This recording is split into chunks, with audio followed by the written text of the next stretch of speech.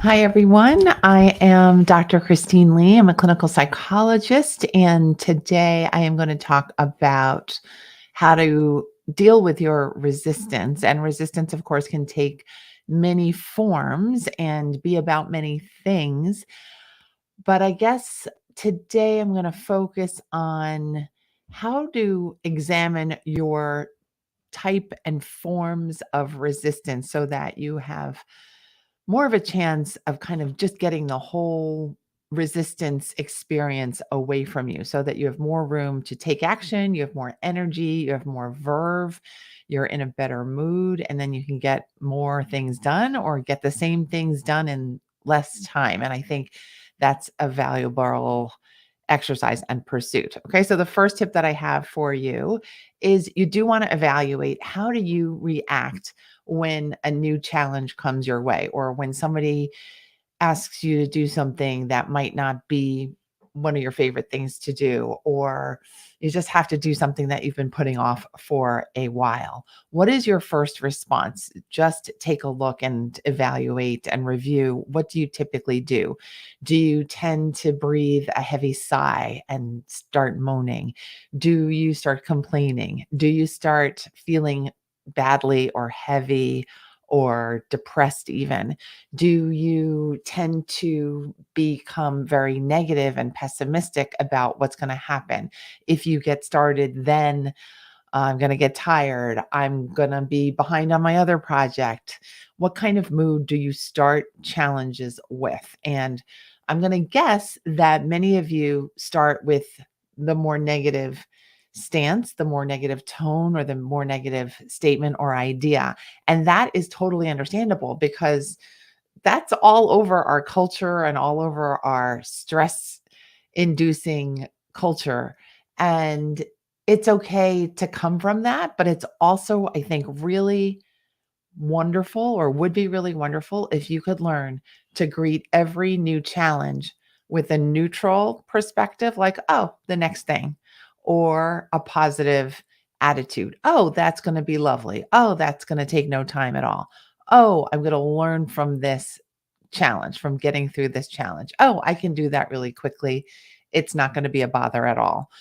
So it's an attitude shift, but it's also just realizing that when you're starting with that more positive outlook, you're going to cruise at this level rather than at this lower level. You're not going to feel weighed down. You're going to feel like you're kind of gliding through your work or the challenge or the project. So, step number one is to evaluate how you tend to do things and make adjustments towards the positive as best as you can.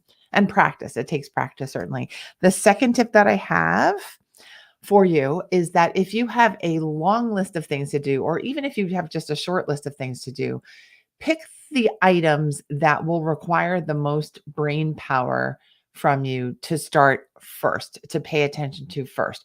Because as we continue along our day, as we continue to do work hour upon work hour upon work hour, our willpower tends to decline. Typically, it goes down rather than up.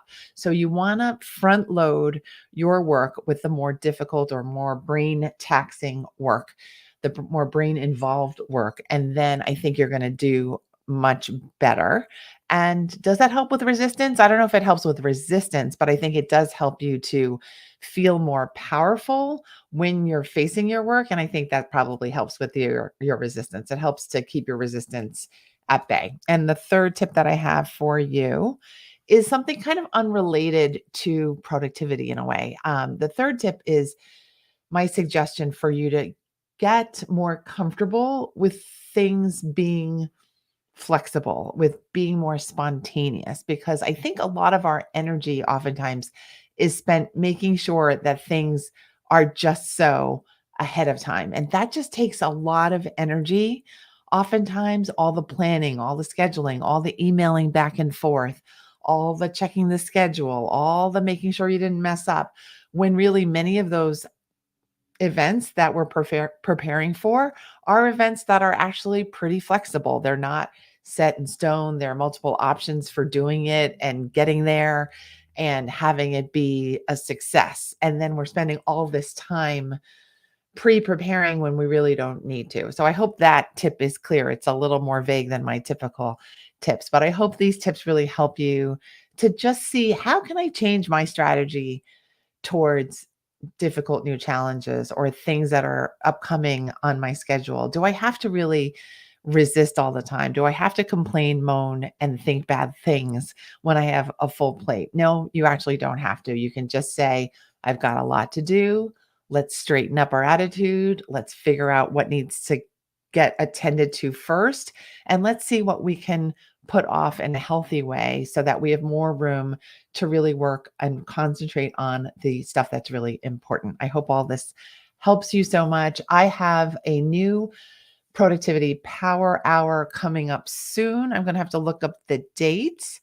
It is Monday, August 14th, and we're doing a different time. This time we're doing it at 4 o'clock Eastern, and I will drop the link below. It's also procrastinationcoach.com/power hour. So to register for the next productivity power hour on August 14th at 4 o'clock Eastern, go to procrastinationcoach.com/power hour, and we'll spend that hour learning new techniques for getting things done in a very simple, efficient, and fun way. I can't wait to meet you there. All right. Take care and have a great rest of the week. Bye.